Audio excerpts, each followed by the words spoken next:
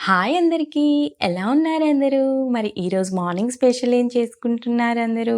మా morning routine అయితే ఇలా డీటాక్సింగ్ డ్రింక్‌తో స్టార్ట్ అయింది. ఇది అందరూ రొటీన్‌గా చేసుకునే జీరా వాటరే. బట్ అందరూ నానబెట్టినవి వాటర్‌లో వేసి బాయిల్ చేసుకుంటారు. నేను ఇలా నైట్ నానబెట్టిన తర్వాత నా కన్వీనియంట్ కోసం అయితే ఇలా గ్లాస్‌లో వేసేసి కెటిల్‌లో హాట్ వాటర్‌ని కొంచెం లూక్ వార్మ్ కంటే హాట్‌వి గ్లాస్‌లో పోసేసి సైడ్‌కి పెట్టేస్తాను.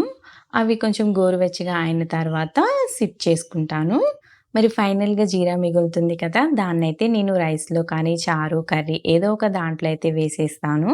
ఇంక బాబుకి బ్రేక్‌ఫాస్ట్‌కైతే ఈరోజు ఇలా మొలకలు కట్టిన పెసలతో అయితే చేస్తున్నాను. నార్మల్‌గా పెసర దోస చేసుకుంటాం కదా! అలానే చేస్తాను. ఒకసారి ఇలా మొలక కట్ చేస్తాను. ఒక్కొక్కసారి ప్లెయిన్‌గానే చేసేస్తాను. మనం రెగ్యులర్‌గా పెసర దోసలో పచ్చిమిర్చి, కరివేపాకు, కొంచెం అల్లం వేసుకొని గ్రైండ్ చేసుకుంటాం కదా!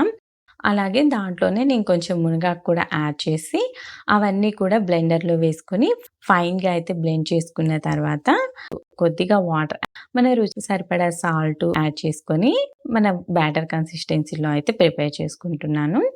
మంచిగా ఇలా మిక్స్ చేసుకున్న తర్వాత వేడి వేడి పాన్ మీదయితే మంచిగా పెసర దోసని వేస్తున్నాను.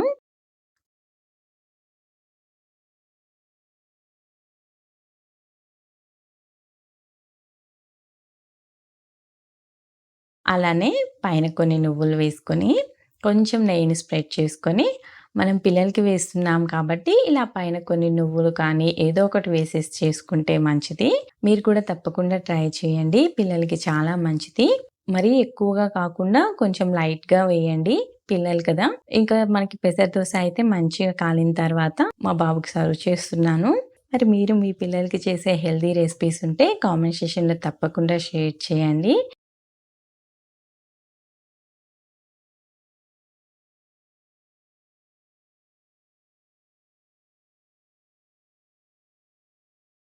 ఇంక ఫైనల్‌గా అయితే ఈ సమ్మర్ వేడికి మంచిగా చలవ చేసే మజ్జిగనైతే ప్రిపేర్ చేస్తున్నాను.